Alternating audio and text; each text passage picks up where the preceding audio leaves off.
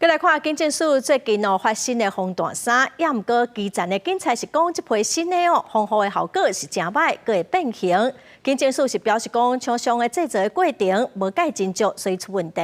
这批大概是6000领，目前已经回收1000多领了，有要求厂商要报告换新的。警方长期去抓歹人，零检巡逻抓住科技分子，徛伫第一线打击犯罪。都惊雄雄发生事故，辛苦的防弹衫是真重要，即马煞逼出证据。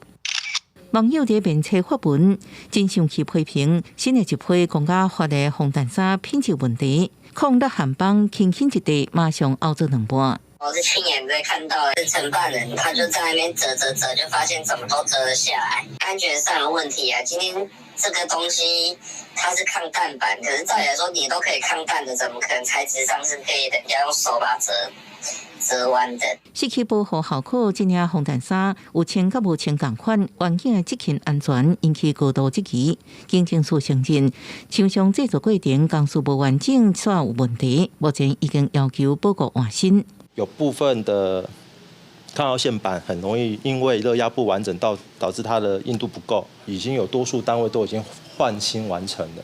那昨天同仁在反映这一块，可能表示应该还是有部分的防弹衣没有发现，那陆续有这个情形出现。这个新旧款防弹衫关键一大差别，就是这抗日韩邦原本的金属材质改做纤维含进步，重量少150克。警政署强调，抗弹性应通过3A 测试标准。